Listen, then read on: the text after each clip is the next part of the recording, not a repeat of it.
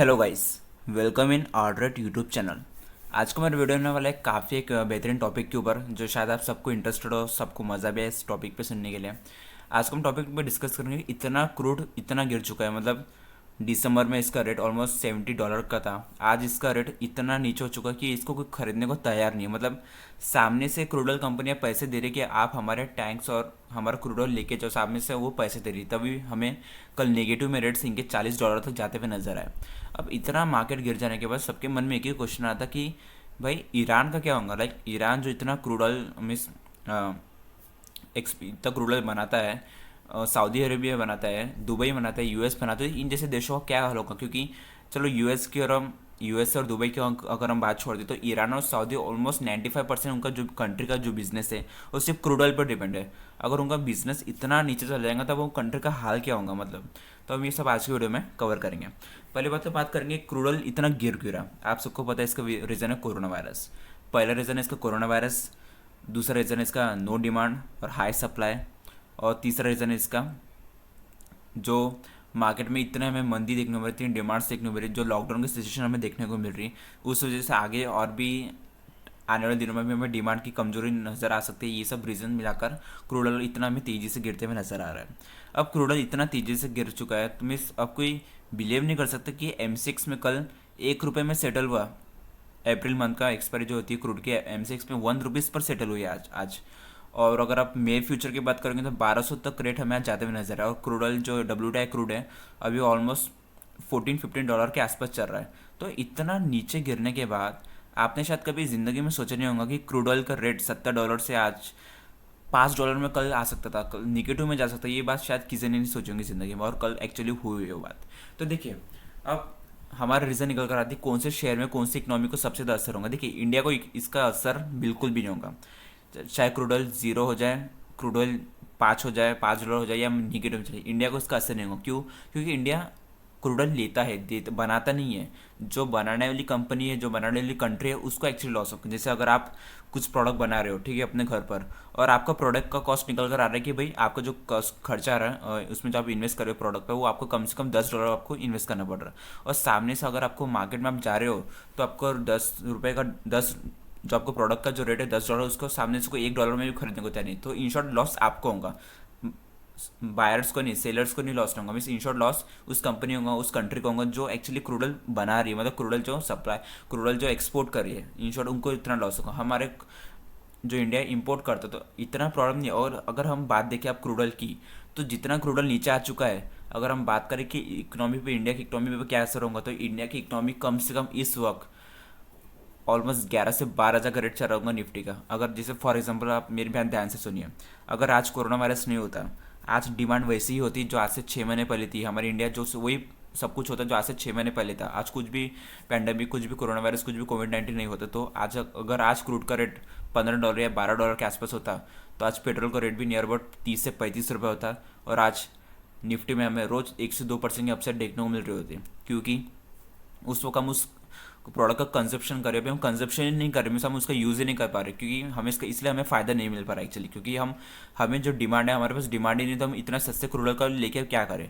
अगर Iran India को free में भी क्रूड ऑयल देगा और सामने से बोलेगा कि आप फ्री में क्रूड ऑयल ले लो, पैसे भी मत दो, तो भी इंडिया में हमें कुछ असर देखने को नहीं मिलेगा, क्योंकि क्रूड ऑयल इतना इंडिया रखेगा का, और इतना ज़्यादा देर तक स्टोरेज भी ठीक नहीं रहता क्रूड ऑयल का। इस वजह से इंडिया की इकोनॉमी में से कुछ भी असर नहीं होने वाला। अब असर कहाँ पे होगा? असर होगा आपको यूएस इकोनॉमी में, ईरान में, सऊदी अरेबिया में। और इसी वजह से हमें यूएस के मार्केट हमें ऑलमोस्ट कल भी 2% की गिरावट देखने में है, और आज भी 2 से 3% की गिरावट हमें नज़र आ रही है। और देखिए, इकोनॉमी तभी ख़राब होती है जब उनका जो मेन प्रोडक्ट होता है, जो मेन बिजनेस होता है, वो ख़राब होता है। अब मेन बिजनेस यूएस का क्रूड ऑयल तो नहीं है, पर ऑलमोस्ट काफ़ी हद तक वो सबसे बड़ा एक्सपोर्टर है पूरे वर्ल्ड का, यूएस क्रूड ऑयल देने में। अब क्रूड ऑयल देने में सबसे बड़ा एक्सपोर्टर है, और इतना उनका सस्ता हो चुका है क्रूड, जाहिर से बात है बहुत बड़ा आगे दिनों में यूएस इकोनॉमिक में काफ़ी बहुत बड़ा बैड इफेक्ट पड़ने वाला है। मतलब आप भूल जाइए कि निफ्टी हमें फिर से 12,000 देखने को मिलेगा जल्द। मतलब देखने को मिलेगा पर बहुत टाइम लग जाएगा। फिलहाल जल्द हमें 10,000 भी टारगेट बहुत मुश्किल से नजर आ रहे हैं, क्योंकि इसके वजह रीज़न है। अब देखिए, हर कोई बोलता है कि मार्केट जितना तेज़ी से नीचे गिरा उतना तेज़ी से बढ़ जाएगा, पर ऐसा पॉसिबल नहीं है। अगर आप कुछ सोचो, अगर आप ट्रेडर हो मार्केट में, अगर आपने निफ्टी, अगर आपने फॉर एग्जांपल अपने रिलायंस का स्टॉक 1600 में खरीदा और अब आपने रिलायंस का स्टॉक 800 850 बीच में आ गया, तो अगर आपका स्टॉप लॉस आप इतना होल्ड नहीं कर पाते, मतलब रिटेल ट्रेडर कोई भी इतना होल्ड नहीं कर पाता 50% नीचे गिरने के बाद, तो डर जाता है। तो अगर वो 1200 में काट देंगे, उसका पैसे तो खत्म हो जाएगा ना। फिर वो पैसा लाएंगे कहाँ से, फिर से आप पैसा लाएंगे भी कहाँ से, क्योंकि कोरोना वायरस चल रहा है, सब सैलरी बंद है, ऑलमोस्ट सब बिजनेस बंद है, पैसे भी नहीं ला कमा सकते और पैसा ला भी नहीं सकते, और लोन कोई बैंक देंगे नहीं इस वक्त। और हम इसलिए हम शेयर बाजार में इन्वेस्ट कहाँ करें, तो क्योंकि पैसे नहीं है हमारे पास। तो इस वजह से मार्केट जितना तेज़ी से नीचे गिरा उतना तेज़ी से मार्केट बढ़ना बहुत मुश्किल है। और जिस तरह यूएस इकोनॉमी में हमें आने वाले दिन में और भी इसका खराब एक असर देखने को मिल सकता है। अब सबसे बड़ा बात करेंगे रिलायंस की, कि रिलायंस क्यों बढ़ रहा है इतना, क्योंकि एक्चुअली सबसे ज़्यादा लॉस क्रूड गिरने से रिलायंस को होता है, उनके जीआरएम में काफ़ी बड़ा डिफरेंस आता है उनके रिफाइनिंग में। तो अगर क्रूड ऑयल इतना गिर रहा है तो रिलायंस क्यों आज हमें इतना बढ़ते हुए नजर है, ये सिर्फ मैनिपुलेशन हुआ है। आप इसको रियल बाइंग मत समझिए, मतलब जब तक आपका जो मेन प्रोडक्ट है, जो आपका मेन साइकिल है वो ठीक नहीं होगी, तब तक आपका बिजनेस साइकिल ठीक नहीं होगी।